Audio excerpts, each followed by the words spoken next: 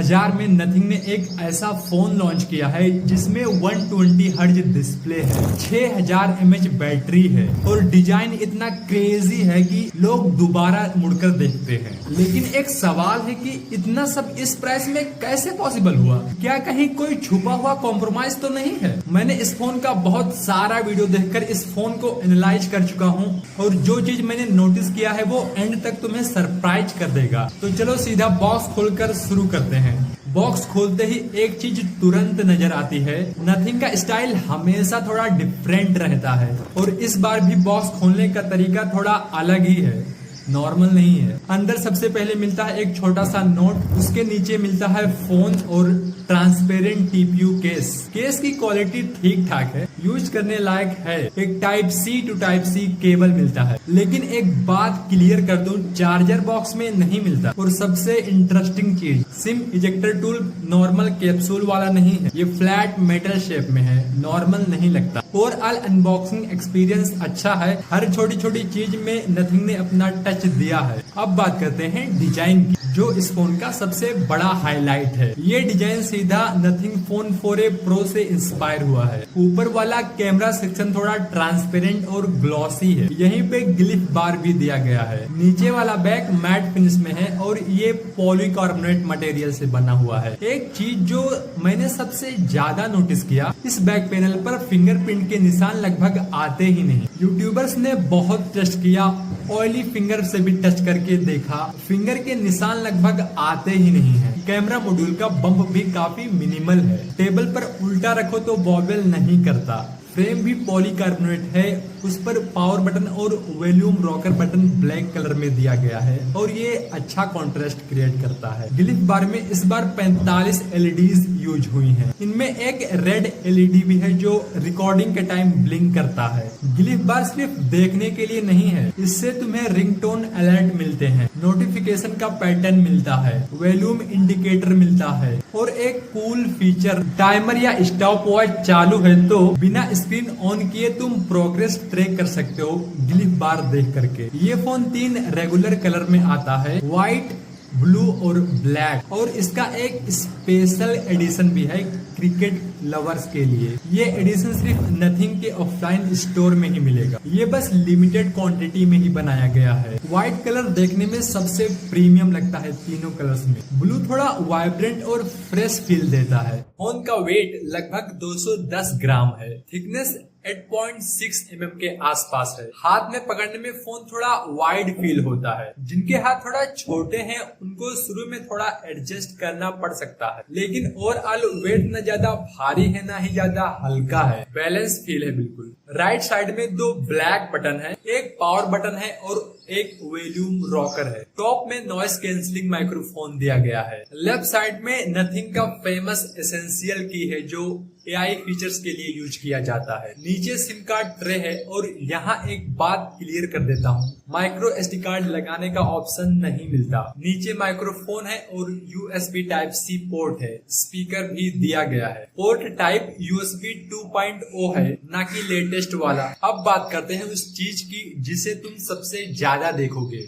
Display. 6.77 inch का full HD plus super AMOLED display मिलता है 120 हर्ट्ज रिफ्रेश रेट के साथ। ब्राइटनेस की बात करें तो HBM मोड 1200 निट्स मिलता है और पीक ब्राइटनेस 2000 निट्स तक जाता है। धूप में भी विजिबिलिटी अच्छा रहता है। प्रोटेक्शन के लिए ड्रैगन ट्रेल स्टार 2 ग्लास दिया गया है। एक इंटरेस्टिंग टेक्नोलॉजी भी है इस फोन में, पिक्सल शिफ्टिंग। इसका काम है स्क्रीन बर्निंग को रोकना। बैटरी आइकन और क्लॉक जैसे एलिमेंट थोड़े थोड़ी देर में 1-2 पिक्सल शिफ्ट होते रहते हैं, जिससे स्क्रीन की लाइफ थोड़ी बढ़ जाती है। बेजस तीनों साइड से इक्वल है, बस चिन थोड़ा सा थिक फील होता है। टच सैंपलिंग रेट 240 हर्ट्ज है और गेमिंग के टाइम में 1000 हर्ट्ज तक इंस्टेंट हो जाता है, मतलब रिस्पॉन्स बहुत फास्ट है। ऑलवेज ऑन डिस्प्ले भी परमानेंट मोड में है। कंटेंट देखने में भी मजा आता है और स्क्रीन गेमिंग के लिए भी सॉलिड है। डुअल स्टीरियो स्पीकर दिया गया है और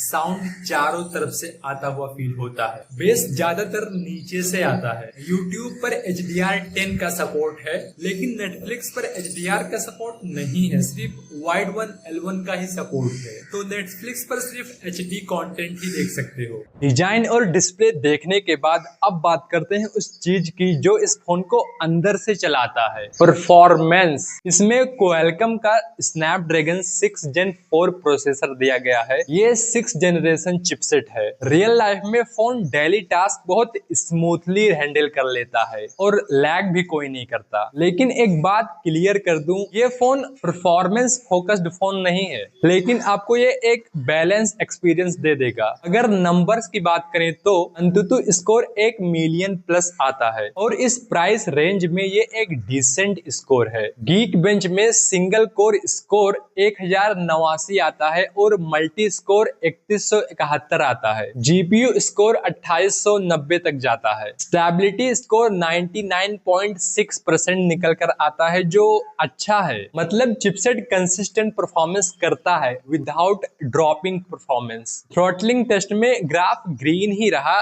कोई मेजर थ्रॉटलिंग नहीं है। अब बात करते हैं गेमिंग की, जो हर बजट बायर के लिए इंपॉर्टेंट होता है। BGMI और COD जैसे हैवी गेमिंग में 90 FPS का सपोर्ट मिल जाता है, लेकिन कुछ कैजुअल गेम में ये 120 FPS तक का भी सपोर्ट दे देता है। हीटिंग कंट्रोल करने के लिए इसमें 4400 स्क्वायर mm का वेपर कूलिंग चेंबर दिया गया है। गेमिंग के दौरान फोन का टेम्परेचर 37 डिग्री तक ही गया है, जो मिड रेंज फोन के लिए सही है। गेमिंग के लिए इस फोन में एक डेडिकेटेड गेमिंग चिप भी मिलता है, जो फोन के परफॉर्मेंस को बूस्ट करता है गेमिंग के दौरान। देखो, बैटरी इमेज सिर्फ नंबर का गेम नहीं होता, लेकिन यहाँ नंबर भी इंटरेस्टिंग है। 6000 mAh की बैटरी दी गई है, जो अभी तक का सबसे बड़ा बैटरी पैक है नथिंग के स्मार्टफोन में। इंडिया स्पेसिफिक वर्जन में बैटरी को बड़ा रखा गया है, क्योंकि इंडिया नथिंग का सबसे बड़ा मार्केट है। रियल यूज में हैवी गेमिंग के दौरान बैटरी ड्रॉप काफी कंट्रोल्ड है। चार्जिंग स्पीड की बात करें तो ये फोन 33 वाट का चार्जिंग सपोर्ट करता है, लेकिन यहाँ एक चीज याद रखना, एडाप्टर बॉक्स में नहीं मिलेगा, वो आपको अलग से खरीदना पड़ेगा जाके। 0 से 100% चार्ज करने के लिए इस फोन को टोटल 80 मिनट के आसपास लगता है। इसके अलावा 7.5 वाट का रिवर्स वायर्ड चार्जिंग भी मिलता है, जिससे तुम अपने छोटे डिवाइस को चार्ज कर सकोगे। ड्यूरेबिलिटी की बात करें तो इसमें आपको IP64 का रेटिंग मिलता है। मतलब अगर गलती से फोन पानी से लग गया या बारिश में थोड़ा भीग गया तो टेंशन लेने की कोई बात नहीं, थोड़ा सेफ रहेगा ये फोन। लेकिन फुल वाटरप्रूफ नहीं है, तो फोन को पानी के अंदर डुबाने की गलती मत करना, वरना फिर सोहा। देखो, base variant 8GB RAM 128GB storage मिलता है, और वहीं upper variant 8GB RAM plus 256GB storage मिलता है, और RAM type LPDDR4X RAM type मिलता है, और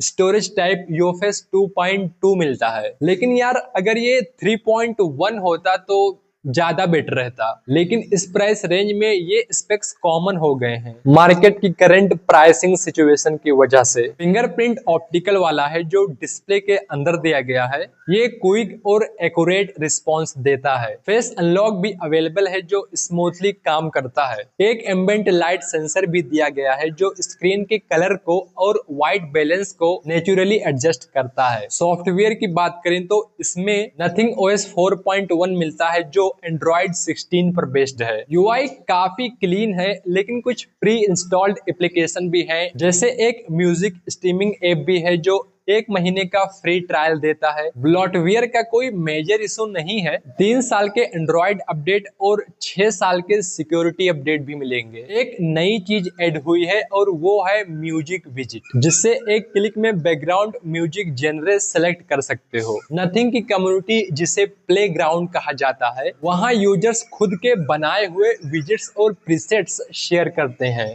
तुम उन्हें डाउनलोड करके अपने फोन में यूज कर सकते हो। AI फीचर्स की लिस्ट लंबी है, लेकिन कुछ इंपॉर्टेंट AI फीचर्स को बताता हूँ। गूगल जेमिनी और सर्कल टू सर्च दोनों अवेलेबल हैं। AI इरेजर से फोटो में कोई भी अनवांटेड ऑब्जेक्ट इंस्टेंटली रिमूव कर सकते हो। इसेंशियल की को क्लिक करके एक सेकंड में स्क्रीनशॉट ले सकते हो या लॉन्ग प्रेस करके वॉइस रिकॉर्ड कर सकते हो। इसेंशियल वॉइस से डिक्टेशन और ग्रामर करेक्ट कर सकते हो। इसेंशियल स्पेस तुम्हारे स्क्रीनशॉट को ऑटोमेटिकली ऑर्गेनाइज और समराइज कर देगा। और इसेंशियल ऐप से तुम अपने स्क्रीन को बिना कोई कोडिंग के कस्टमाइज कर सकते हो। कनेक्टिविटी ऑप्शंस की बात करें तो ब्लूटूथ 6.0 दिया गया है जो अभी के फोन के लिए बिल्कुल लेटेस्ट है। डुअल बैंड वाईफाई 6 का सपोर्ट है। 9 5G बैंड सपोर्ट होते हैं जिससे इंडिया के ऑलमोस्ट सभी नेटवर्क बैंड्स कवर हो जाते हैं। यहाँ एक इम्पोर्टेंट चीज बतानी है, इसमें NFC का सपोर्ट नहीं दिया गया है और ई सिम का सपोर्ट इंडियन वाले वेरिएंट में नहीं है। सिर्फ 2 फिजिकल डुअल सिम यूज कर सकते हो बस। कैमरा एक्सपीरियंस की बात करते हैं। कैमरा एक्सपीरियंस की बात करने से पहले ओवरऑल फील बताता हूँ। कलर्स इस बार पहले से ज्यादा पंची और वाइब्रेंट आते हैं, पुराने म्यूटेड वाले लुक से बिल्कुल डिफरेंट। अब स्पेसिफिक सेटअप देखते हैं। प्राइमरी कैमरा 50 मेगापिक्सल का है और वो भी सैमसंग सेंसर के साथ, और इसमें OIS प्लस EIS दोनों सपोर्ट करता है। अल्ट्रा वाइड कैमरा 8 मेगापिक्सल का है और सेल्फी कैमरा 16 मेगापिक्सल का है। पोर्ट्रेट मोड में 1x और 2x दोनों ऑप्शंस है। एज डिटेक्शन में थोड़ा इंप्रूवमेंट की गुंजाइश है, लेकिन ओवरऑल डेप्थ अच्छा आता है। HDR परफॉर्मेंस काफी सॉलिड है। इंडोर फोटोज क्रिस्प आते हैं। लो लाइट में भी फोटो डिसेंट आते हैं, बस अल्ट्रा वाइड कैमरा लो लाइट में थोड़ा सॉफ्ट रिजल्ट देता है। कैमरा ऐप में 2 एक्सक्लूसिव फिल्टर भी मिलते हैं, डिस्को और डीवी। डिस्को फिल्टर फोटो में डायनेमिक नाइट लाइफ जैसे वाइब्रेंट टोन ऐड करता है। डीवी फिल्टर एक एनालॉग कम क्वार्टर स्टाइल लुक देता है। वीडियो रिकॉर्डिंग की बात करें तो रियर कैमरे से 4K 30 FPS वीडियो रिकॉर्डिंग कर सकते हो और फ्रंट कैमरे से 1080p 30 FPS वीडियो रिकॉर्डिंग कर सकते हो। OIS और EIS होने की वजह से फोटो बिल्कुल स्टेबल आता है।